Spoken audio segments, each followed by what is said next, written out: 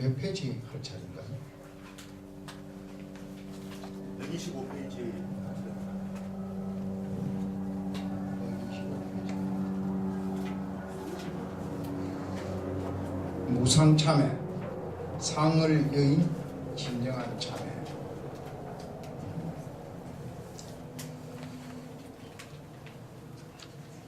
본격적으로 얘기를 하기 전에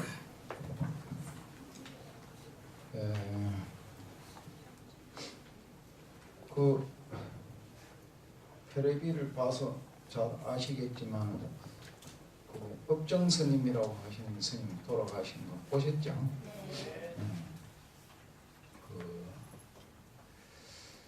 네. 우리 이제 개인적으로 누구나 다 이렇게 평가하는 것이 한 인물에 대해서 평가하는 기준이 다르고 또 자기가 그 보는 시각이 각기 다 다를 수가 있습니다. 그런데 내가 보는 측면에 있어서는 어떻게 보면은 우리 시대의 가장 위대한 고성이다. 법정이라고 하면은 그런 생각이 듭니다. 나는 개인적으로는 법정 스님보다도 더 위대하게 존경하는 스님이 계셨었어요. 그 스님이 이제 정령이라고 하시는 스님인데, 정령 스님. 먼저 그 스님에 대해서 한번 잠깐 언급을 하고 이 법정 스님 얘기를 좀 해야 돼요. 이 법정 스님 내가 참 존경하는 스님인데, 그런데 이 정령 스님이라는 스님은 이제 어떤 스님이시냐 하면은 출신이 이북 출신이에요. 이북 출신인데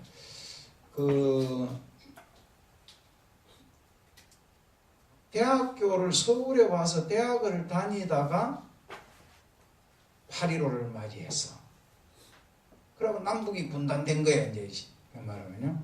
그래 전혀 이별의 준비를 한 바도 없이 그냥 북한에 아무 생각 없이 서울에 와서 학교를 다니고 있으니까 8.15는 됐고, 그래도 8.15 됐어도 학교는 다녀야 되니까 학교 다니고 있으면 38선이 꺼지고 휴전선이 38선이 꺼지고, 그리고 그냥 통행이 어려워지고 북한을 못 가고 부모님하고 이별이 되어버린 거야, 이제 이 스님 같은 경우는. 그렇게 되면서 그리고 6.25 사변이 일어나고 그렇게 합니다. 근데 북한에서 굉장히 잘 살았대요. 왜냐하면 서울에 학교를 그 당시에 서울에 대학을 보낼 정도의 집이니까 잘 살았겠죠. 농사 대농을 좀 미었다. 큰 대농은 아니지만 하여튼 미었다 그래요. 그리고 어릴 때부터 몸이 좀 약했고 키가 커. 키가 크다는 정령스님이라고. 제대로 된 사진 한 장도 내가 못 가지고 있고 이런데 키가 크다 하신 그런 스님이신데, 이 출가한 동기도 얘기를 들으면 재미있어요. 이제 대학을 졸업하고 어디냐면 제일 처음에 어디냐면 중학교 처음에 뭘 했냐면 공무원 시험을 쳤어. 공무원 시험을요. 공무원 시험인데 그 당시에 이제 지금은 거기 없어요. 상공부. 이게 이제 상공부에 시험을 쳤는데, 원래 이 전공이 뭐냐면 수학이 전공이세요. 수학.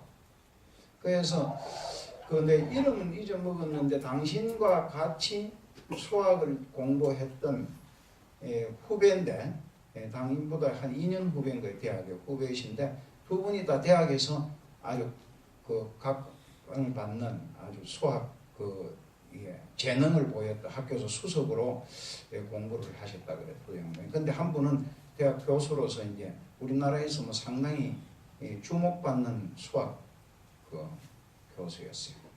그런 분인데, 거기 무슨 동대 교수도 하다가 고대 교수도 하다가 이 양반이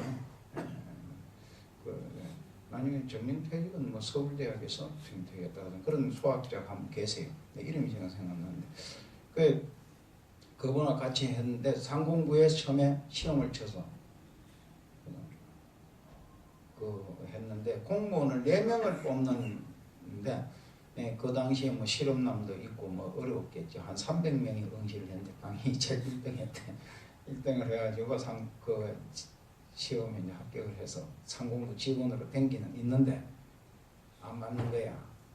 특채 시험을 본 거죠. 일반 그냥 이런 행정고시 이런 게 아니고 그 당시 8.15 직후에 이제 그 공무원이 우리 정부가 처음 생기고 나서 이제 그 인재를 뽑는 그런 시험이었는데 적응이 안 돼가지고 하도 부정부패가 많고 비리가 많으니까 안 돼서 하니까 몸견디 하니까 장관이 유학을 보내줄 테니까 외국에 나가서 몇 년 공부를 하고 와라.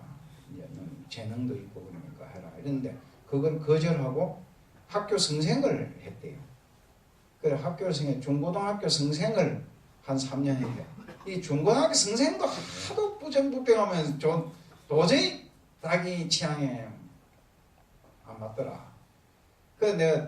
그래가지고 이제 그냥 버리고 출가를 했다 그래요. 출가했는데 스님 되고 나서 스님도 보니까 스님들도 그렇게 부정부패.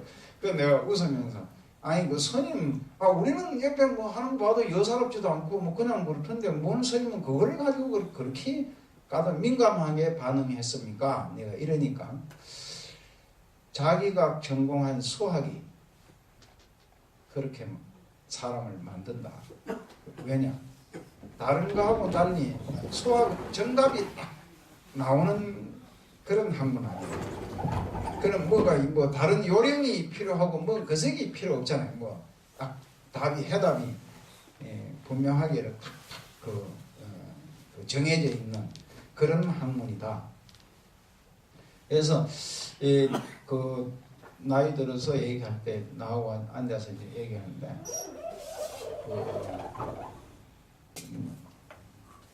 그 스님 이제 웃으면서 다음에 그 생에 다시 태어나면 뭘 하겠습니까? 이러니까 그래도 난 스님 하고 싶다. 두 번째 그러면 스님 말을 못하면 뭐 하고 싶으냐 이러니까 그럼 수학자가 다시 되겠다. 자기는 수학을 하겠다. 이런 얘기를 하셨고 그리고 다시 그럼 수학자 못하면 뭐 하겠냐. 그 다음에 좋아하는 게 뭐냐 또 한번 물었어요. 물었더니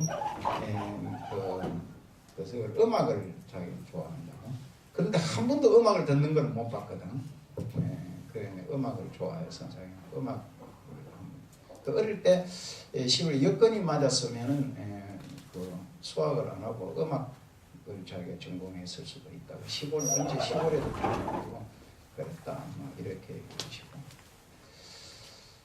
그래 평생 청빈하게 아주 깨끗하게 수행자로만 사시다가 가셨는데 주지를 한 번 딱 하셨어. 그 태백산에 가면 각하사라고 하는 절이 있습니다. 그 절에 주지를 하셨는데 그 당신이 하고 싶어서 한 건 아니고 옆에 사람들이 이제 주지를 하라고 그래. 거기 지금도 선원이 아주 좋습니다. 그때도 70년대에 선방 성객들이 많이 모여 사는 그런 것이 사찰입니다. 그래 스님들이 그 선원 스님들이 이제 추천을 해가지고 당신이 주지가 됐는데 그 은사 스님이신 신소천 스님께서 이제 편지를 보냈어. 자면은 그 성객인 줄 알았더니 어떻게 주지를 한다고 그래 하시는가? 다시 주지를 내놓고 성격으로 공부를 하시는 게 좋을 것 같다. 이렇게 이제 편지를 보냈어요. 그런 내용의 편지를. 그 편지를 보고 바로 주지를 사임하고 그냥 했다. 그래가지고 주지 사임할 때 전임 그 후임 주지가 아주 돈을 저축을 많이 해가지고 넘기주니까 고맙다고 시계를 하나 사줬어. 그 당시 지금 사람들은 그 시계에 기중한 걸 잘 모르는데 60년대나 70년대까지만 하더라도 결혼할 때 그 예물로나 받지 일반 사람들 시계 차고 다니는 사람이 없습니다. 그때 그 내 지금 상표 이름 기억이 잘 안 나는데 시티즌인가 뭐 하는 그런 시계인데 이게 자동시계 이래 가면 이렇게 스르륵스르륵 하는 그 7,000원짜리 그거 나를 주더라고. 엄마 자녀나 차고 다니기 내가 뭐 시계 필요한 거야. 그 내가 그때 20대 초반 나이인데 시계가 하나 생겼어요. 버스 타고 가는데 시계 옆으로 옆에서 한번 보이려고 이쪽 손을 안 하고 시계 찬 손을 이래 하거든. 나를 참 아끼고 좋아하신 그런 스님이신데 그 이제 한번 그 또 앉아서 이래 여러 가지 이런저런 얘기하다 내가 물었어요 스님한테. 그 지금도 기억에 남는 것이 부처님 말씀 가운데 그래요. 오랫동안 기억에 남을 만한 그런 뭐 좋은 말씀이 있었을까? 그거 스님 기억하고 있으면 저한테 가르쳐 주십시오. 이랬더니 스님이 가르쳐 주는 것이 뭐냐면 동으로 기운 나무는 동으로 넘어진다. 예, 부처님 법구경에 나오는 말씀인데 거기 자기 마음에 든다 이러시더라고요. 그 말이 근사하잖아요. 동으로 기울어진 나무가 넘어질 때 동쪽으로 넘어지지 어디 서쪽으로 넘어지겠어요? 그게 참 여러 가지 의미를 시사하는 식구와 같은 그런 아주 근사한 말씀이다. 늘 내가 가슴에 새기고 있는데 그런 것이고 이 스님도 법정스님은 책 읽기를 좋아하셔서 그러나 글은 많이 안 쓰셨고 글은 많이 안 쓰니까 쓴 일이 별로 없으시지. 쓴 일이 별로 없고 근데 가끔 나한테 이제 편지를 이래 내가 어디 다른 데 살고 있으면 가끔 편지를 보내시는데 그런 걸 좀 모아놨으면 될 텐데 그 당시에는 그런 게 귀중한지 모르고 그냥 읽고 못 버렸지 뭐. 그런데 그 글을 쓰시는 문장은 참 좋으시더라고요. 보면 아주 격조 있게 아주 근사하게 써서 보내주시고 이런데 이 스님이 존경스러운 것은 뭐냐 하면 수행의 본분이 뭐냐 하면 권리를 추구하고 명예를 추구하고 또는 돈을 추구하는 것을 안 하는 게 이게 수행의 기본입니다. 사실 보면은 그 어디 뭐 주지나 좀 했다하고 뭐 거저가 했다고 서로 이 중이 추구해야 될 게 거긴데 이 신문 같은 거 보고 이게 얼굴 납득 긋고 참 창피한 것 가운데 하나가 뭐냐면 스님들 종단 권력하고 싸우잖아요. 주지 서로 하려고 싸우고 그래가지고 이 절살림 하는 게 이게 뭐라고 이 절살림 이 권리를 못 내놔가지고 하는 거야. 근데 내가 지금까지 가까이 수행자로서 옆에 모시고 있었던 스님 가운데 이 정령 스님이 그런 걸로부터 완전히 초연하게 사시는 스님 그분 한 번밖에 못 봤어. 그러니까 아니 그 주지를 하고 그 좋은 각하사라고 그 좋은데 주지를 하시는데 그 스승이 편지 한 번이라도 했는데 그때 무슨 생각으로 또 그런 편지를 보내셨는지는 나는 지금도 잘 모르겠어. 그런데 그 스님이 서성인 신소천 스님이 편지를 보내는 그 받고 그냥 그 자리에서 자기 그래 그때 또 내가 물어봤어요. 왜 그런 주지를 내놨습니까? 그래도 임기는 채워야지 내가 그러니까 원래 내가 주지의 뜻이 없었는데 사람들이 자꾸 주지를 하락해서 해보니까 참 좋더라고요. 그 주지하는 게 힘들어서만 안 내놓을 텐데 주지해보니까 참 그 맛들이는 게 좋더라고요. 그래 얼평 내놨다고 그러시더라고. 그리고 당신이 그 외에도 여러 가지 그 명예를 얻고 그렇게 할 수 있는 기회가 많이 있었음에도 그런 걸 전혀 추구하지 않고 오직 수행자로서의 길만을 가시는 것을 봤다. 그런 뜻이고 그래 아울러 이제 이 법정스님이 위대하신 고성인 것도 이 스님이 존경받는 걸로 보면 대한민국에서 그 어떤 사람의 타의 추종을 불허하는 존경을 받았잖아요. 까지 보면. 그리고 이 스님은 이 불교계에서 아무 이 쉽게 말하면 권자에 앉은 게 없단 말이에요. 뭐 어디 주지를 하신다든지 뭐 무슨 총무원장을 하지는 않았지만 권력이 최고 센 분이야. 결론적으로. 이분은 어떤 분이냐 하면은 나는 개인적으로 그렇게 친분이 있고 그렇진 않았어요. 그게 그분은 나를 기억하지 못할 거예요. 왜냐하면 그분은 위대한 큰 고성이고 나는 그러니까 그 송강사에 있을 때 그 불이람이 올라가면은 혼자 올라가는 게 아니고 우리 이제 도반들이 뭐 스님들 비슷한 나이 또래의 스님들이 한 대여섯 명 그 법정스님 계시는데 가자 이렇게 하면 차를 이래 또 내어서 당신이 이래 차를 주세요. 주시고 그런데 매우 깔끔하고 아주 그래서 우리가 뭐 서스럼 없이 부담 없이 대하기는 어려운 그런 스님이더라고. 그 당시 우리 어릴 때 20대 나이 때 이때도 이렇게 보니까 그때 이제 불이라며 사셨거든요. 그런데 그런 스님이고 가끔 이런 이제 서울에서 지나가다가 인사동 같은 길거리에서도 이렇게 만날 때가 있긴 있었어요. 그래 하면은 그게 뭐 그냥 인사만 하고 그냥 지나갔지 뭐 말을 건다든가 이런 건 별로 없으시더라고. 그래 했고 그래 한 스님인데 이 권력이 힘이 얼마나 센 스님이냐. 김영삼 정부 때 이제 어떻게 한 게 장로 대통령 이래가지고 이제 대통령이 됐단 말이에요. 지금도 장로 대통령이지만 이 기독교가 이제 장로 대통령이 되면 참 영광이다 이하고 더 겸손하고 기독교가 아주 더 뭐라고 해야 될까 대통령이 편안하게 대통령을 할 수 있게 배려하고 이래야 되는데 그 사람들이 그런 식을 못해 따지고는 기독교인들이 그 실질적으로 독립기념관 또 경복궁 뭐 창경은 이런 그 경이루라고 하는 그 누각 있잖아요. 그 앞에 연못이 있는데 연꽃이 싹 없어져 버린 거야. 그 불교를 상징하는 꽃이다 이래갖고 그걸 해서 없앴다 그래요. 그걸. 그래 법정스님이 조선일보에다 칼럼을 썼어. 아니 들리는 말이 장로 대통령이 그 장로가 대통령이 돼서 후에 불교를 상징하는 연꽃이라고 없앴다 하는 그런 소문을 내가 들었는데 언론에도 나오고 그랬어. 다른 신문에도. 그런데 진짜 자기가 우연한 사이에 독립기념관 쪽에 가서 보니까 연꽃이 없더라. 이제 이렇게 치사하게 이런 짓을 해서 되느냐.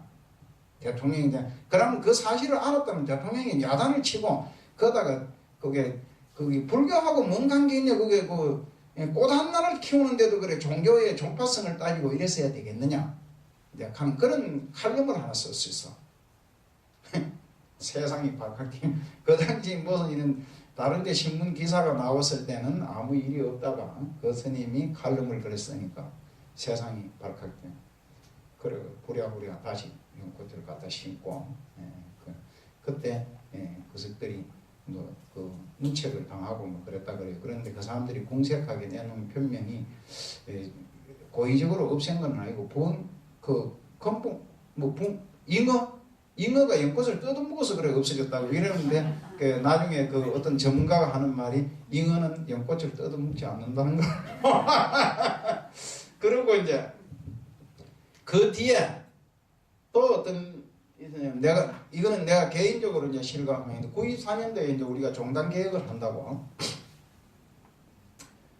그때 이제 아주 참 젊고 순수한 열정으로 이제 우리 스님들이 했죠. 그 종단 개혁을 했는데 그 최영우라는 사람이 내무장관을 하고 이제 김영삼 정부 때예요. 요지 부동이야. 그냥 경찰이 동원하고 조직 그 조폭을 동원하고 이래가지고 하는데 그 당시 우리는 그 당시 굉장히 단순하고 소박한 마음으로 처음에 출발을 했습니다. 종단 개혁이라는 게 뭐 대단하게 뭐 큰 이슈를 가지고 종단을 한번 들고 부풀리겠다 이런 생각으로 한 게 아닌데 이게 뭐냐면 참 묘한 거야.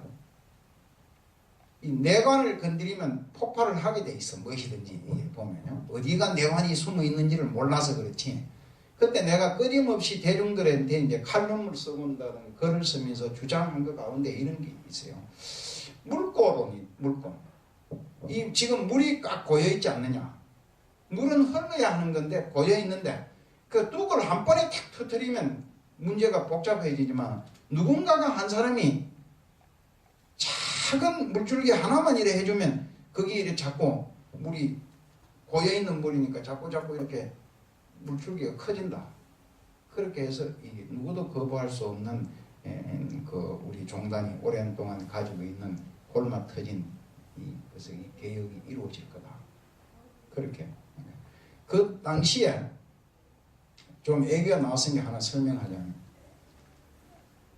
내가 그때 이 본국사 주지를 하라고 이제 나보고 그 당시 뭐 내가 뭐 할 수밖에 없는 그런 또 복잡한 사연이 이 본국사 내에서 발생을 했습니다. 그때 그래가지고 뭐 자세히 얘기할 수 있는 상황은 아니고 이제 하여튼 내가 주지를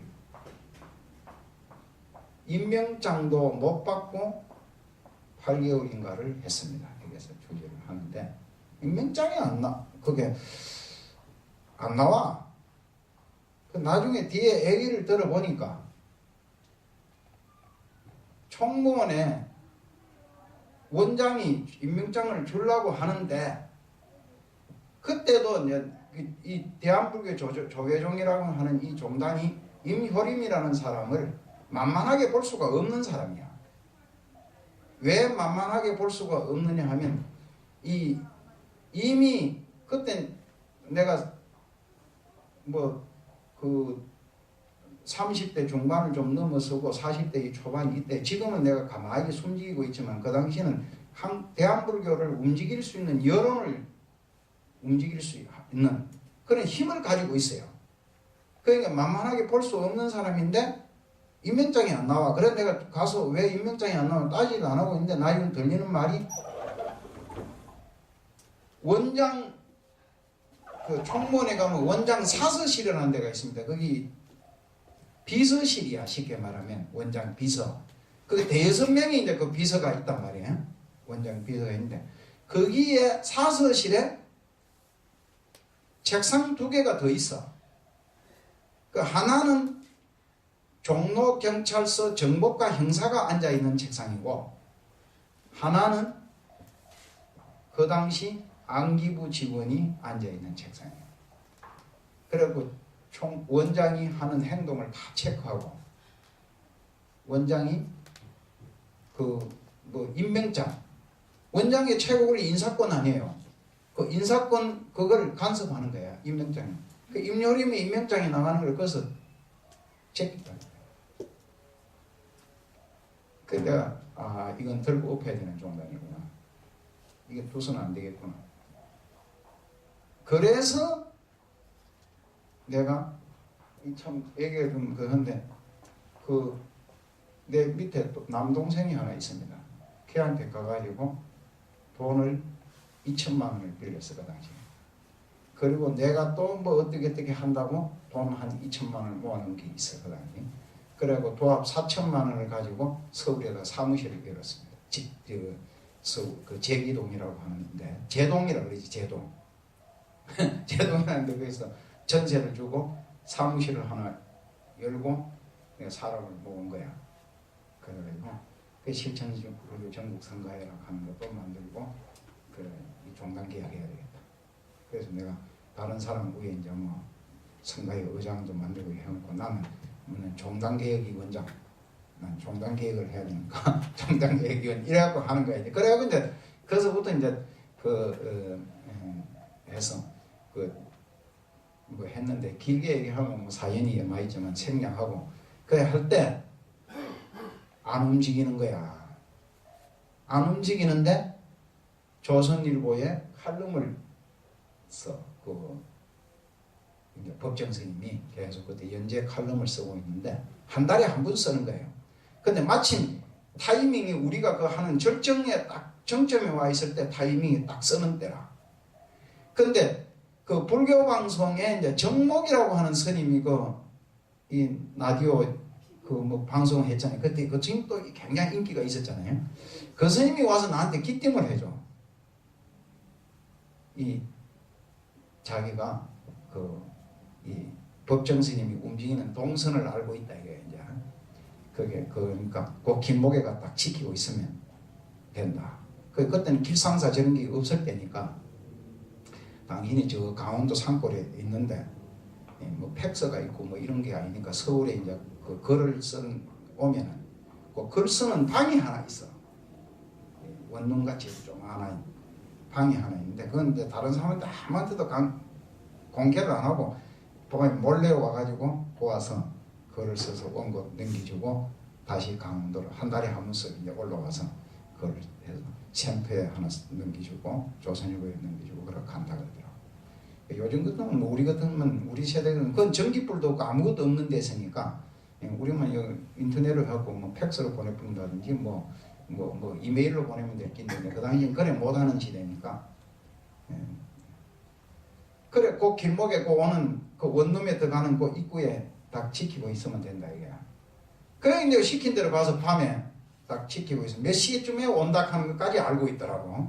그래 딱 지키고 있으니까 그 하얀 소나타가 하나 이렇게 싹 올라가고 그 스님이 그 소나타에서 싹 내려요.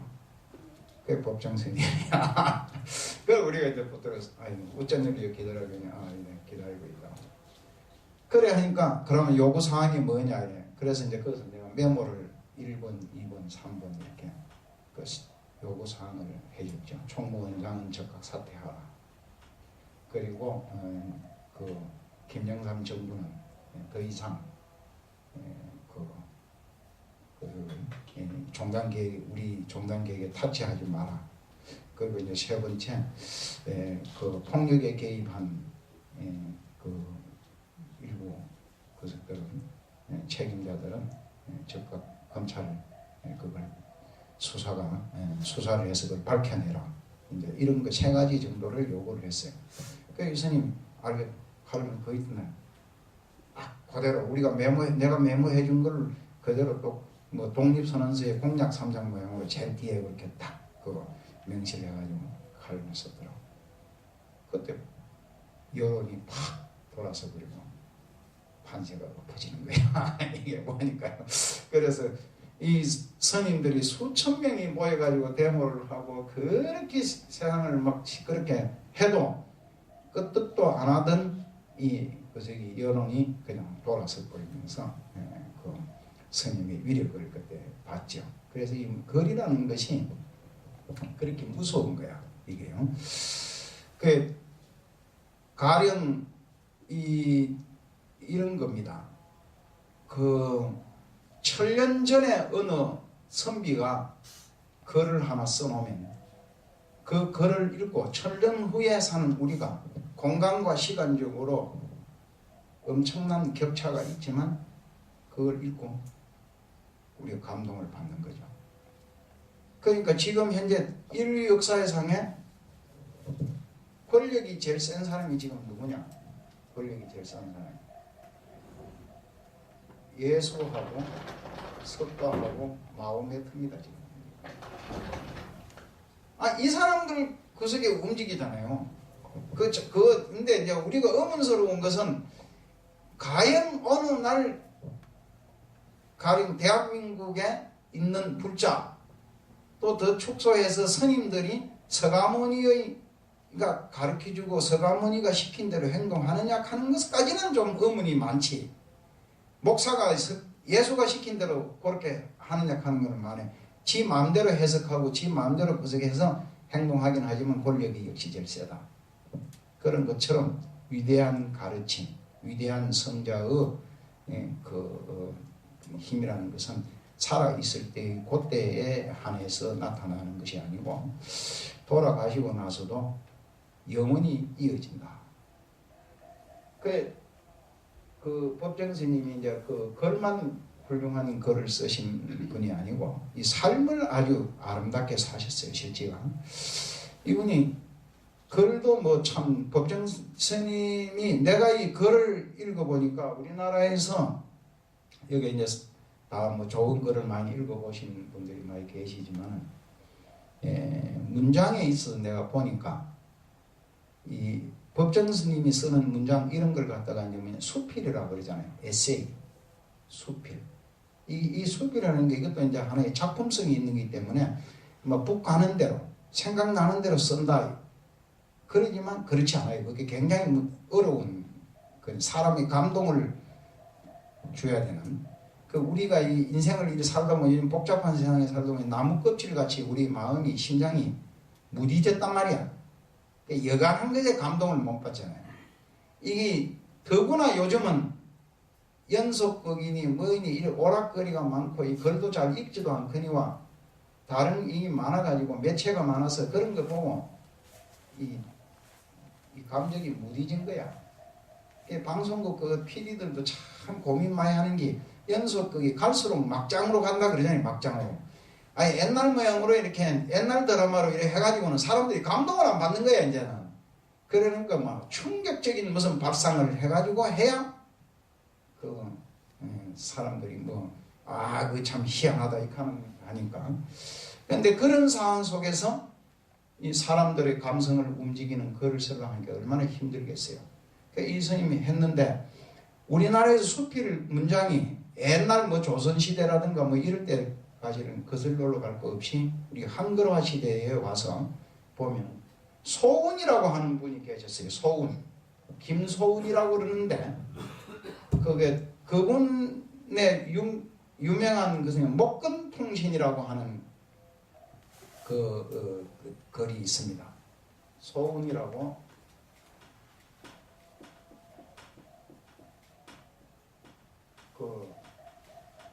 김소운이라고 하는 분인데 이 양반의 목건통신이라고 하는 글을 썼는데 이분은 그 목건통신이라고 하는 거기 수필의 대표적인 그 일본에서 쓴 원래 일본어로 썼다 그러죠.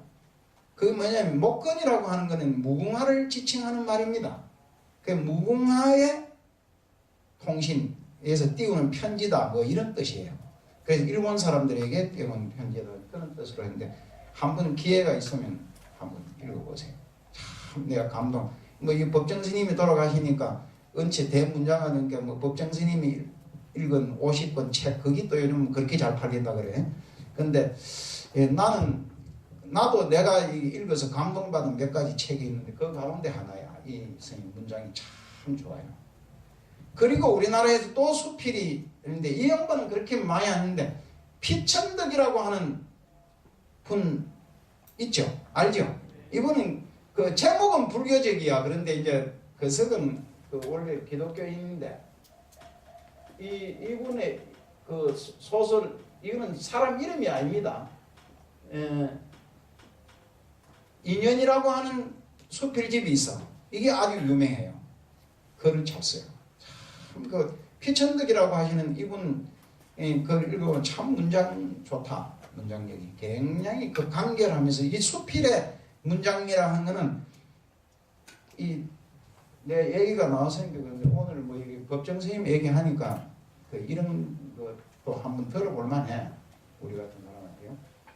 이 좋은 글이라는 것은 나도 이 글을 내가 원래 글에 취미가 있고 글을 쓰려고 한 사람은 아니에요. 아닌데 어쩌다 하다 보니까 한 30 내가 7, 8 이때부터 글을 쓰기 시작했는데 그래고 한때는 대한불교 조계에서는 글을 제일 많이 쓰는 사람이야. 나도 베스트셀러 작가예요.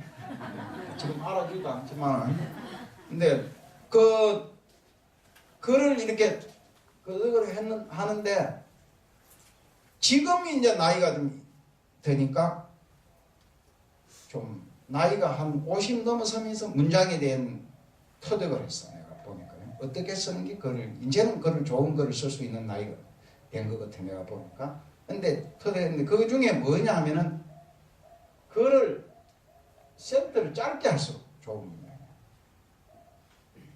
요 글을 쓰는데 이 말하고 문장은 좀 그래서 차이가 있어요. 이게 어떻게냐면 이런 거죠. 효림 스님의 강의를 듣는다. 그러면 이게 한 문장이라고 공략할 것 같으면 그 한 문장 속에 효림 스님 강의 듣는다. 뭐 이렇게 그 단어가 몇 개가 들어갔느냐? 적게 들어간 문장일수록 좋은 문장이다. 이걸 센터를 짧게 할수록 짧은. 근데 이 이제 가장 나쁜 문장은 뭐냐면 이게 내가 그게 뭐 내용이 그렇다는 게 아니고 법관들이 판결문 내지는 우리나라의 헌법 또는 법률 이 법전 그 문장 성경 문장 이게 최고 이 문장을 얘기하는 사람들이 제일 나쁜 문장이라 그래요. 끝이 없는 거야. 그러니까 효림 스님의 강의를 듣는다 하고 딱 끝내면 효림 스님의 강의를 듣고 또 뭐 본국사에서 그래 듣는다 뭐 재미가 있었다. 예? 그래도 끝나고 식사도 했다. 이 하는 걸 그러면 그게 문장을 세 문장으로 잘라서 할 수 있는 걸 한 문장으로 다 읽는단 말이야 이제 말이지. 효림 스님의 강의를 듣고 들었는데 재미가 있고 또 식사를 했다. 뭐 이렇게 해서 한 문장으로 그걸 다 만들어 버리잖아요. 그러면 그게 나쁜 문장이 되는 거예요. 좋은 문장, 나쁜 문장이 없습니다. 그리고 두 번째로 뭐냐 하면 글을 쓸 줄 모르는 사람이 항용 범하는 실수 가운데 미사역구를 사용하려고 하는 거예요. 문장을 꾸미려고 그러는 거죠. 이제 그냥 단박하게 그냥 이렇게 하면 되는데 이 꾸민다고 하니까 한데 이 화장을 하는 법도 사람이 옷 입고 이 화장하는 것도요. 그 시골 처녀가 요즘은 시골과 도시의 구별이 없습니다만 60년대나 70년대 이럴 때 보면 시골 출신의 뭐 지극히 학력이 낮은 어느 시골 처녀가 서울 나들이를 하게 됐다. 그러면 그 꾸미는 모습이 있습니다. 화장을 하고 신발을 신고 이렇게 하는 거. 그거 하고 서울서 공장을 다니는 아가씨들이 꾸미는 하고 학교를 간 대학생이 꾸미는 게 딱 객관적으로 볼 줄 아는 사람 눈이 보면 딱 보입니다. 이게 사람이 이게 옷 같은 거 입고 다니고 얼굴에 눈썹 그리고 이게 입술 연지 바르고 이래 하는 이게 별거 아닌 것 같지만 이게 딱 보면 저 사람이 가정주부구나. 저 사람이 직장에 다니는 사람이구나. 직장에 다니는데도 회사에 다니는 사람인가, 대학 교수를 하는 사람인가, 또는 내지는 무슨 다른 기타 등등의 무슨 일을 하는 사람인가 딱 보면 표가 납니다. 실제 표가 납니다. 남자도 그래요. 남자도. 그게 딱 차림 보면 표가 나는 거야. 마찬가지로 그게 뭐냐? 문장도 그 사람이 쓴 문장 글을 읽어보면 글을 읽을 줄 아는 사람이 읽어보면 딱 나와. 이 사람은 학력 수준, 이 사람은 인격, 이 사람은 독서양 이런 게 다 나옵니다. 이 속일 수가 없어 이게. 그러니까 내가 스님인데 아무리 거짓을 해도 한두 문장은 속일 수가 있어도 이 긴 문장을 이렇게 딱 하나에 무슨 글을 하나 딱 써놨다 이렇게 하면 이거 스님이네 딱 표가 나는 거예요.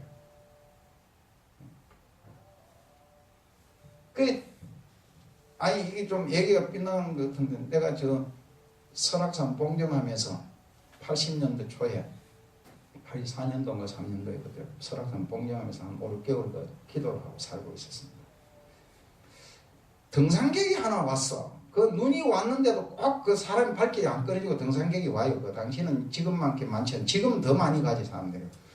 왔는데 모자를 푹 눌러 쓰고 나도 거기서 기도를 하고 있는데 뭐냐면 스님복을 입고 있는 게 아니고 5, 6개월 살다 보니까 한겨울 되니까 한 서너 달 머리가 기니까 머리가 터버가 있고 막 환경이 열악하니까 뭐 세수도 제대로 못하고 그렇게 살잖아요. 그러니까 뭐 그냥 얼굴로 찢어보나 이렇게 머리가 터버가 이렇게 길어 있어요. 이렇게 밤송이 모양으로 한 3개월 길으니까.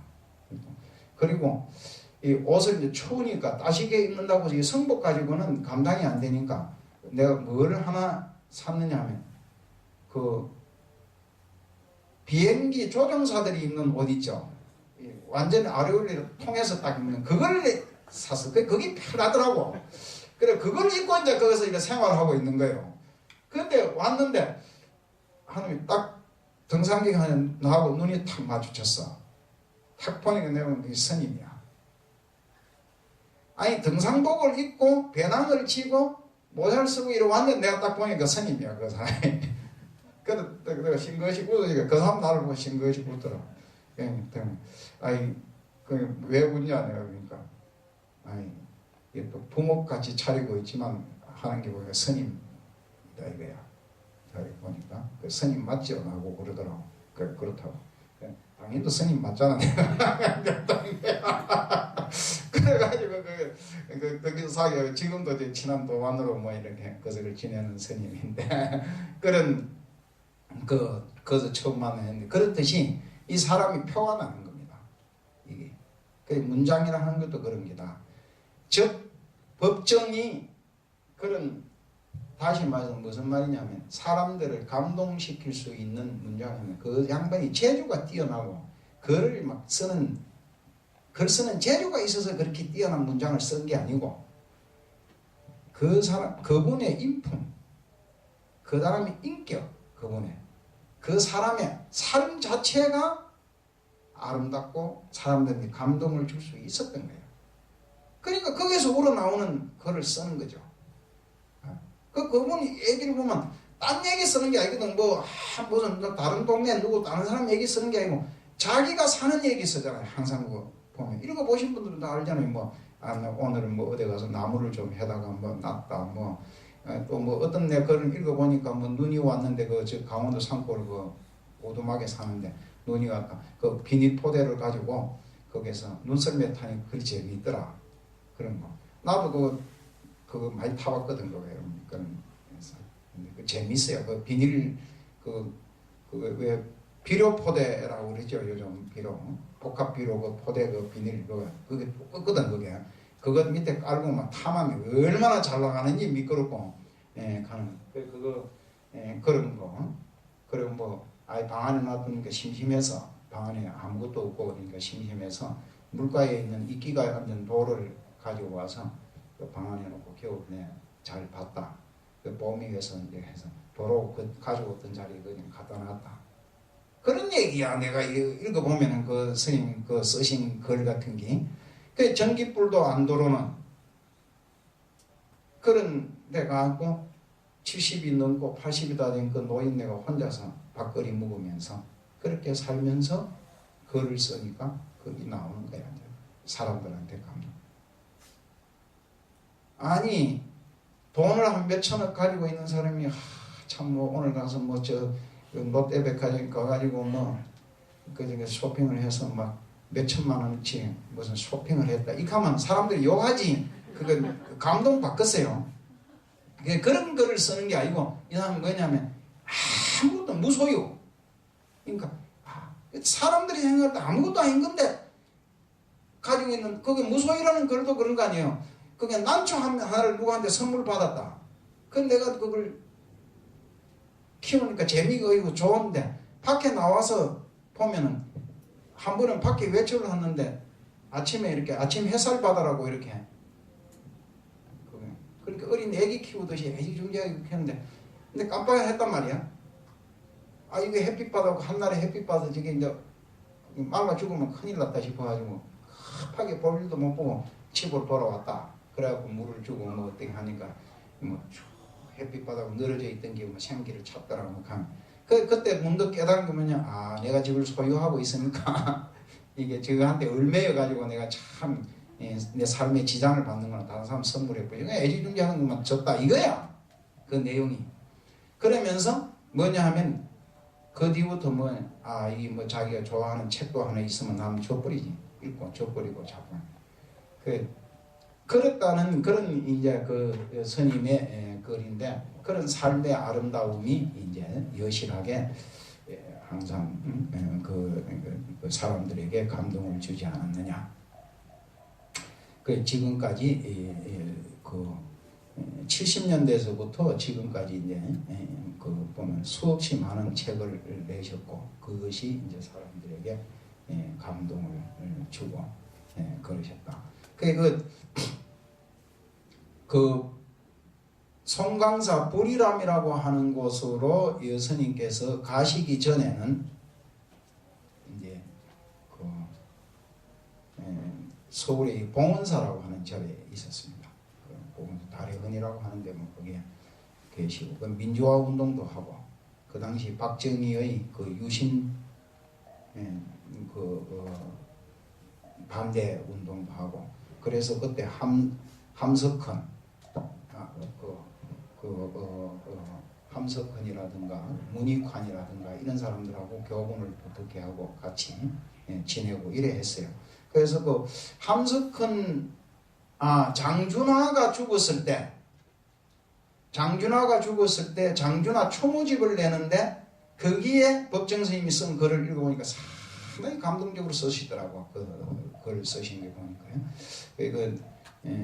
하여튼 그 양반 글은 하여튼 굉장히 감동적으로 쓰시는데, 그게 뭐냐면 감성이 매우 예민하신 분이라. 그래서 하는데 이 칭찬만 계속했는데 약점도 있다, 이 스님이. 그 약점이 뭐냐? 너무 깔끔한 거야, 쉽게 말하면요. 그러니까 그러다 보니까 주변에 사람을 못 붙이고 외롭고 고독한 거지. 다른 사람이 포용하고 끌어안아야 되는데 당신 깔끔하니까 그 옆에 다른 사람이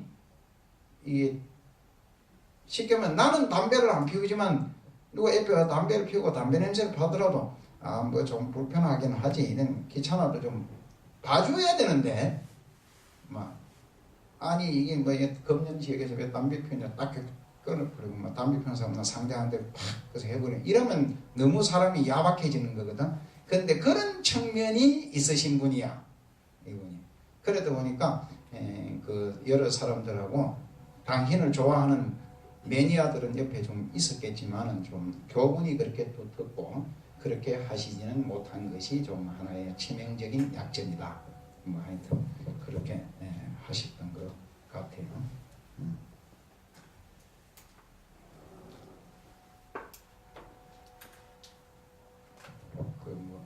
그래서 시간이 어떻게 됐습니까? 갑자기 요 시계가 없어져 버렸네. 55분이에요. 10시 55분. 예? 10시 55분이야. 10시 55분. 55분이요? 그 전자시가 있었는데. 예. 자, 이 책을 읽으면서 이제 얘기를 하도록 합시다. 상을 여인 진정한 참회. 그리고 이제 무상이라고 하는 것은 좀 한번 설명을 해야 되겠는데, 우리가 이렇게 아는 거지만 이 참회라는 말도 그렇거니와 이 무상이라는 말은 전적으로 그 건강경 사상입니다. 건강경. 요 뒤에 이제 요 지금 현재 하는 요거 뒤편에 보면은 그 마하 건강관야 바람일 하는 뭐 그런 기하라 하는 뭐 그런 게 나오는데, 거기에서도 이제 건강경에 대해서 이렇게 쭉 설명하는 게 나오는데, 이 건강경의 주 사상은 뭐냐? 무상입니다. 무상인데, 이 상이라고 하는 것이 없어지면 부처님이다 이거거든. 그 참회라 하는 것은 뭐냐 하면, 여기 이 것을 문자로 제목대로 하면 무상 참회다 이랬잖아요. 참회는 뭐냐? 죄를 그 회개하는 거 그걸 참회라 그러잖아요. 아이고 뭐 어떻게 돼 있노 이게 뭐 이래 돼 있죠. 참자가 제가 헷갈린다 이게 뭐 이 참 해자가 이제 후에 니우칠 해자인데 그 이 참회라고 하는 이게 이제 뭐냐면 우리가 잘못이 있을 때 그것을 뉘우치고 다시 잘못을 범하지 않겠다고 하는 것을 일러서 참회라고 하는 거예요. 그런데 그렇게 하는 이 참회가 궁극적으로 도달하고자 하는 것은 뭐냐? 이 무상이야. 상이 없는 곳에 간다. 우리가 여기서는